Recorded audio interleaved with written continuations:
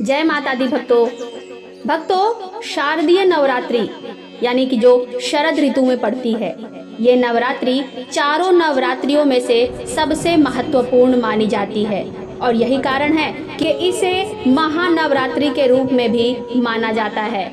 नवरात्रि में उपवास रखने वाले भक्त, पूजा पाठ करने वाले, व्रत रखने वाले भक्त 8वें या फिर 9वें दिन कन्या पूजन करके अपना व्रत खोलते हैं। लेकिन परेशानी तो तब खड़ी होती है जब कन्या पूजन के लिए छोटी बच्चियां या फिर जिन्हें हम 10 साल से छोटी कन्याएं कहते हैं, वो ही नहीं मिलती हैं। उनका मिलना बहुत ही मुश्किल हो जाता है। तो ऐसे में अगर हमको कन्या पूजन के लिए कन्याएं ना मिलें तो क्या करना चाहिए, जानेंगे आज की इस वीडियो में।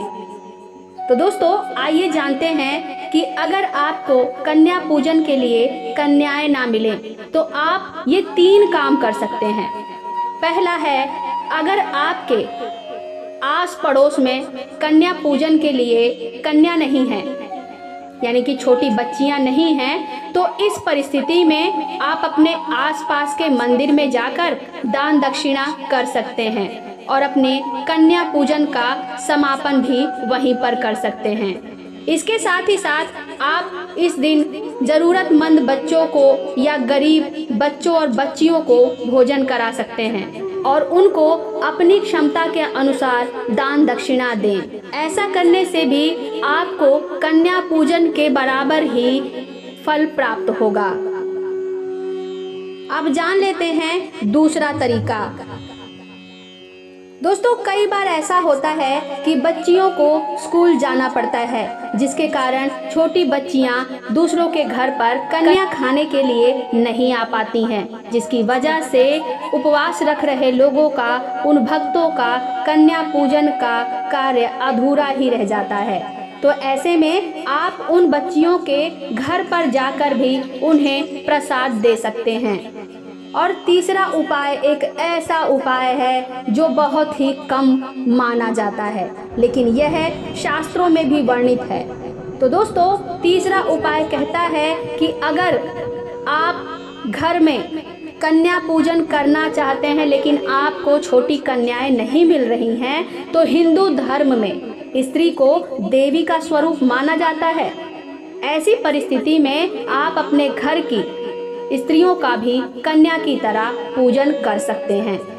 तो दोस्तों, ये थे वो 3 तरीके जिनके द्वारा यदि आपको आपके आसपास कन्याएं पूजन के लिए नहीं मिल रही हैं, तो आप इन तरीकों के द्वारा भी अपना कन्या पूजन का कार्य कर सकते हैं।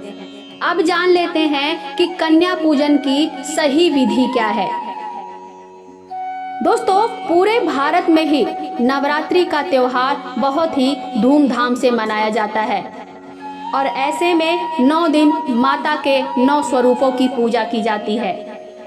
तो जान लेते हैं कि कन्या पूजन की सही विधि क्या है। तो दोस्तों, अष्टमी या फिर 9वीं के दिन कन्याओं को अपने घर पर पूजन के लिए आमंत्रित करें।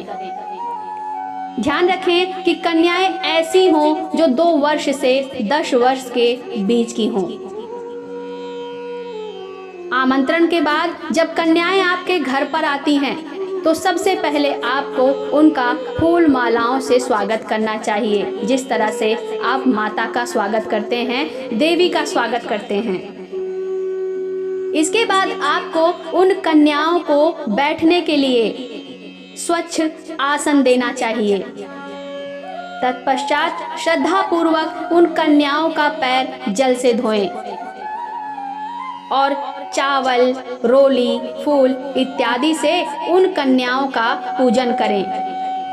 इतना करने के बाद इन कन्याओं के सिर पर लाल रंग की माता की चुनरी उड़ाएं। इसके बाद इन कन्याओं को भोजन के लिए हलवा, पूड़ी, काले चने, खीर, नारियल इत्यादि खिलाएं और जब वो खाना खा लें तो उन्हें प्रेम पूर्वक जल भी दें। कन्याओं के भरपेट भोजन करने के बाद उन्हें दक्षिणा स्वरूप और उपहार स्वरूप आप कुछ धन या कोई उपहार दे सकते हैं। इसके बाद उन कन्याओं का पैर छूकर उनसे आशीर्वाद लें और अगले साल उन्हें फिर आने का निमंत्रण दें और ऐसा कहकर उन कन्याओं को विदा करें।